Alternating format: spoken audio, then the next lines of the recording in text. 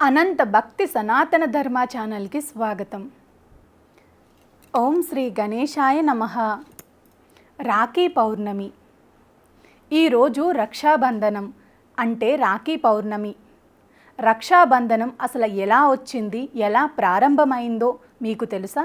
పురాణాల ప్రకారం కొన్ని విషయాలను ఇప్పుడు తెలుసుకుందాం. పూర్వం దేవతలకు రాక్షసులకు మధ్య పుష్కర కాలం యుద్ధం సాగింది.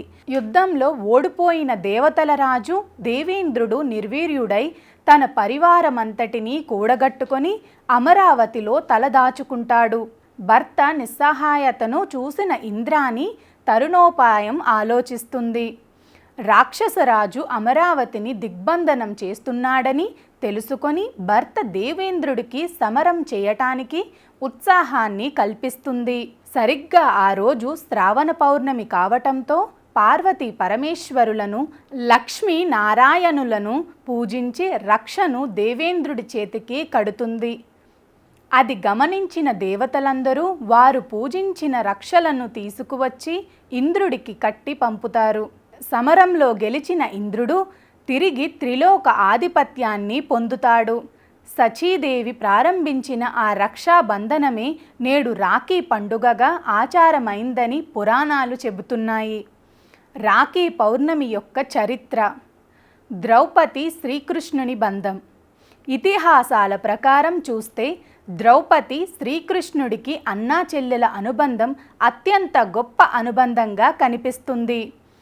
శిశుపాలుడిని శిక్షించే క్రమంలో సుదర్శన చక్రాన్ని ప్రయోగించిన కృష్ణుడు చూపుడు వేలుకు రక్తం ధారగా కారుతుందంట. అది గమనించిన ద్రౌపది తన పట్టుచీర కొంగు చింపి వేలికి కట్టుకట్టిందట. దానికి కృతజ్ఞతగా ఎల్లవేళలా అండగా ఉంటానని శ్రీకృష్ణుడు ద్రౌపదికి హామీ ఇస్తాడు. అందుకు ప్రతిగా దుశ్శాసనుడు నిండు సభలో ద్రౌపది చీర లాగుతున్నప్పుడు శ్రీకృష్ణుడు ఆమెను కాపాడుతాడు. ఇంకొక పురాణంలో శ్రీ మహావిష్ణువు బలిచక్రవర్తి కోరిక మేరకు అతనితో పాటు పాతాళంలో ఉండిపోతాడు. శ్రీ మహాలక్ష్మి వెళ్ళి బలిచక్రవర్తికి రక్షాబంధం కట్టి తన భర్తను వైకుంఠానికి తీసుకొని పోతుంది. అందుకే రక్షాబంధనానికి ఇంత ప్రాధాన్యత ఏర్పడింది. రక్షాబంధం మంత్రం: ఏన బద్ధో బలీరాజ దానవేంద్రో మహాబలః తేనత్వా మబిబధ్నామి రక్షే మాచల మాచల.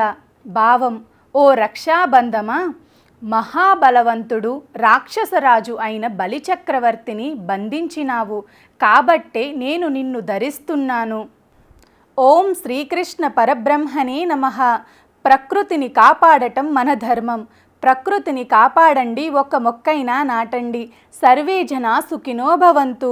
గోవులను సేవించండి, గోవులను రక్షించండి. ఇలాంటి మరిన్ని వీడియోల కోసం మా అనంత భక్తి సనాతన ధర్మ ఛానల్ని సబ్స్క్రైబ్ చేసుకోండి.